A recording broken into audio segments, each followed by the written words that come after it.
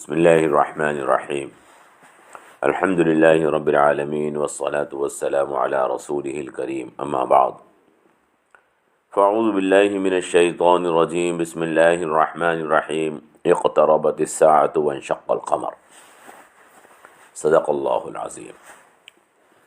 ہجرت مدینہ سے تقریباً 5 سال پہلے مشرکین مکہ حضور اکرم صلی اللہ تعالی علیہ وسلم کے پاس آئے، جن میں ولید ابن مغیرہ، ابو جہل، عاص ابن وائل، عاص ابن ہشام، اسود ابن عبد یغوث، اسود ابن مطلب، زمع ابن الاسود، نضر ابن حارث وغیرہ بڑے بڑے کافر شامل تھے۔ انہوں نے آن کر آپ سے درخواست کی کہ اگر آپ سچے نبی ہیں اور اپنی نبوت کا کوئی خاص نشان ہمیں دکھانا چاہتے ہیں تو وہ دکھائیں۔ ایک حدیث میں آیا ہے کہ یہ کہا کہ چاند کے 2 ٹکڑے کر کے دکھاؤ۔ بہت سوچ کر آئے تھے کہ وہ کام کروائیں گے جو یہ کبھی نہ کر سکیں گے۔ رات کا وقت تھا اور 14ویں رات کا چاند طلوع ہو رہا تھا۔ آپ نے فرمایا کہ اچھا، یہ معجزہ اگر ظاہر ہو جائے تو کیا ایمان لے آؤ گے؟ لوگوں نے کہا کہ ہاں، ہم ایمان لے آئیں گے۔ حضور نبی کریم صلی اللہ تعالی علیہ وسلم نے اللہ تبارک و تعالی سے دعا کی اور اپنی انگلی مبارک چاند کی طرف اٹھائی، اشارہ فرمایا، اور چاند کے اسی وقت 2 ٹکڑے ہو گئے۔ روایات میں آیا ہے کہ ایک ٹکڑا جبل ابی قبیس پر تھا اور دوسرا ٹکڑا جبل قیقعان پر تھا۔ لوگ دیر تک دیکھتے رہے اور حیرت زدہ تھے۔ حیرت کا یہ عالم تھا کہ اپنی آنکھوں کو کپڑے سے پوچھتے تھے اور چاند کی طرف دیکھتے تھے کہ یہ تو وہی ہو گیا جس کا ہم مطالبہ کر رہے تھے، یہ تو صاف صاف 2 ٹکڑے ہو گیا۔ اور حضور اس وقت فرما رہے تھے کہ اشہدو اشہدو، اے لوگو گواہ رہو، اے لوگو گواہ رہو۔ روایات میں ہے کہ عصر و مغرب کے درمیان جتنا وقت ہوتا ہے اتنی دیر چاند اسی طرح رہا۔ اس کے بعد پھر چاند ویسا ہی ہو گیا۔ مشرکین مکہ نے کہا کہ محمد نے تو جادو کر دیا۔ پھر یہ باہر سے آنے والے مہمانوں کا انتظار کرتے رہے۔ ان سے پوچھا، کیونکہ یہ ناممکن تھا کہ حضور صلی اللہ تعالی علیہ وسلم لوگوں پر جادو کر دیں، باہر کے لوگوں پر بھی۔ انہوں نے سوچا کہ اگر باہر کے لوگ آن کر بیان کریں گے تو بات سچ ہوگی، اور اگر وہ کہیں گے کہ ہم نے نہیں دیکھا تو سمجھنا کہ یہ بس ہماری آنکھوں کا دھوکہ تھا۔ چنانچہ انہوں نے مسافروں سے دریافت کیا۔ ہر طرف سے آنے والے مسافروں نے اپنا مشاہدہ بیان کیا کہ ہم نے چاند کے 2 ٹکڑے ہوتے دیکھے ہیں، مگر جس کے دل میں دشمنی پیدا ہو جاتی ہے وہ اپنی دشمنی کی وجہ سے حق کو کبھی قبول نہیں کرتا ہے۔ اقتربت الساعة وانشق القمر، قرآن کریم کی آیت نازل ہوئی۔ اقتربت الساعة وانشق القمر وإن يروا آية يعرضوا ويقولوا سحر مستمر۔ یہ معجزہ شق القمر کا رسول اکرم صلی اللہ تعالی علیہ وسلم کے زمانے میں واقع ہونا قرآن اور حدیث متواترہ سے ثابت ہے۔ اس پر تمام سلف اور پرانے لوگوں کا اور بعد والے لوگوں کا اجماع ہے۔ بعض لوگوں نے شق القمر کا انکار بھی کیا ہے،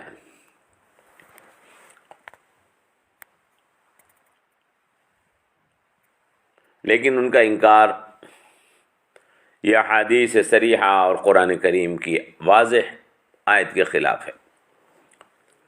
واقع شق القمر کی جو تفصیل ہم نے بیان کی ہے وہ البدایہ والنہایہ، حافظ ابن کثیر، فتح الباری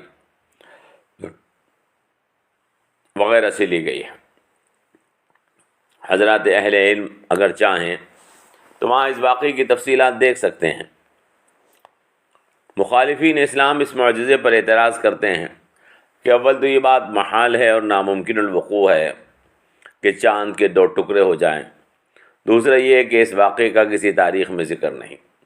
جواب یہ ہے کہ آج تک کسی دلیل عقلی سے اس قسم کا واقعے کا محال اور ناممکن ہونا ثابت نہیں ہوا،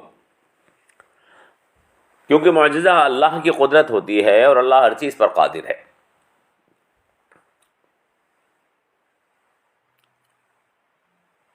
جس طرح تمام معجزات کا انسان کی عقل میں سمجھنا محال ہے، اسی طرح سے معجزہ شق القمر بھی اس کی حقیقت کا انسان کی عقل سے سمجھنا ممکن نہیں ہے۔ اللہ تبارک و تعالیٰ کی قدرت کے اعتبار سے آسمان، زمین، پیڑ پودے، چاند، سورج سب برابر ہیں۔ جس اللہ نے آسمان کو پیدا کیا ہے اسی نے زمین کو پیدا کیا ہے۔ خدا ان کو جوڑ بھی سکتا ہے، ان کو توڑ بھی سکتا ہے۔ معجزہ کہتے ہی اس چیز کو ہیں جو خارق عادت ہو اور جس کا سمجھنا عقلاً محال ہو۔ جو لوگ معجزات کو عقل سے سمجھنے کی کوشش کریں گے ان کی سمجھ میں کبھی معجزہ نہیں آئے گا۔ اب جو لوگ یوں کہتے ہیں کہ اسلام کے علاوہ جو دیگر تاریخ نگار ہیں انہوں نے اس کا کوئی ذکر نہیں کیا، تو یہ بھی کوئی بات نہیں ہے، اس لیے کہ دنیا میں جتنے واقعات ہوتے ہیں ہزاروں واقعات ایسے ہوتے ہیں کہ جو تاریخ نگاروں کے علم میں نہیں آتے۔ قرآن سے پہلے جو کتابیں توریت اور انجیل نازل ہوئی ہیں، بہت سے واقعات ایسے ہیں جو توریت اور انجیل میں اس زمانے میں وہ واقعات پیش آئے لیکن توریت اور انجیل میں موجود نہیں ہیں، اور توریت انجیل میں موجود ہیں لیکن اس زمانے کے تاریخ دانوں نے ان کو نہیں لکھا۔ نیز یہ بات بھی یاد رکھنے کی ہے کہ معجزہ شق القمر رات کا واقعہ ہے، اور رات میں لوگ عموماً آرام کرتے ہیں جہاں رات ہوتی ہے۔ یہ تھوڑی دیر کے لیے واقعہ پیش آیا تھا، اور ساری دنیا میں رات نہیں ہوتی۔ جہاں دن تھا وہاں چاند لوگوں کو نظر آ رہا ہے یہ ضروری نہیں ہے، اس لیے کہ چاند دن کے اندر لوگوں کو عموماً نظر نہیں آتا۔ بہرحال اگر دنیا کی تاریخ میں اس کا کوئی تذکرہ نہیں تو اس سے یہ سمجھنا کہ معجزہ شق القمر پیش نہیں آیا سراسر غلط ہے۔ اسلامی تاریخ کی تمام کتابوں میں، حدیث کی کتابوں میں اس کا تذکرہ ہے، اور قرآن کریم کی اس آیت مبارکہ کا مطلب بھی یہی لیا گیا ہے۔ لہذا معجزہ شق القمر پیش آیا، ہاں البتہ یہ بحث کی جا سکتی ہے اس میں کہ یہ معجزہ شق القمر کافروں کے مطالبے پر ہوا تھا یا کافروں کے مطالبے کے بغیر دکھایا گیا تھا۔ جن کتابوں کا ہم نے آپ کے سامنے تذکرہ کیا اس میں یہی ہے کہ معجزہ شق القمر بعض سرکش کافروں کے مطالبے پر حضور نے دکھایا۔ ہم اصرار نہیں کرتے کہ انہوں نے مطالبہ کیا ہو، لیکن معجزہ شق القمر پیش آیا۔ یہ عقلاً محال ہو سکتا ہے، لیکن اللہ تبارک و تعالیٰ کی قدرت کاملہ سے کوئی چیز بھی ناممکن نہیں ہے۔ حضور نبی کریم صلی اللہ تعالیٰ علیہ وسلم نے چاند کے ٹکڑے کیے ہیں اور اس کو لوگوں نے دیکھا بھی ہے۔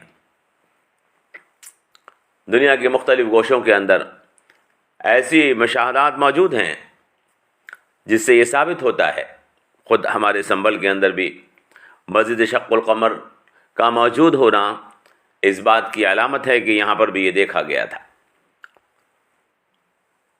معجزات اللہ تبارک و تعالیٰ کی طرف سے پیغمبروں کو عطا کیے جاتے ہیں۔ انشاءاللہ ہم معجزے کے اوپر آپ کے سامنے ایک مکمل درس پیش کریں گے جس میں آپ کو بتائیں گے کہ معجزے کا مطلب کیا ہوتا ہے اور معجزہ کیوں دکھایا جاتا ہے۔ معجزات اس کے علاوہ بھی ہوئے ہیں۔ مکے میں بھی حضور اکرم صلی اللہ تعالیٰ علیہ وسلم کے ہاتھ پر معجزات کا ظہور ہوا، اور مدینے میں بھی حضور اکرم صلی اللہ تعالیٰ علیہ وسلم کے ہاتھ پر معجزات کا ظہور ہوا ہے۔ آج ہم نے مختصر طور پر آپ کے سامنے معجزہ شق القمر کا واقعہ بیان کیا ہے۔ انشاءاللہ اگلے درس میں جو آپ کے سامنے ہم پیش کریں گے ہجرت اولا یعنی حبشے کی ہجرت کا واقعہ تفصیل کے ساتھ پیش کریں گے۔ امید ہے کہ آپ اس کو سنیں گے اور سمجھنے کی کوشش کریں گے کہ دین کے لیے اللہ تبارک و تعالیٰ نے جو دین ہم کو عطا فرمایا ہے اس کے لیے صحابہ کرام نے کیسی کیسی قربانیاں دی ہیں، کہ اپنا وطن چھوڑا، اپنا گھر بار چھوڑا ہے۔ اللہ سے دعا کیجیے اللہ تبارک و تعالیٰ ہمیں اسلام کی، دین کی حقیقت کو سمجھنے کی توفیق عطا فرمائے اور اس کو اپنی زندگی میں لانے کی توفیق عطا فرمائے۔ والسلام علیکم ورحمۃ اللہ وبرکاتہ۔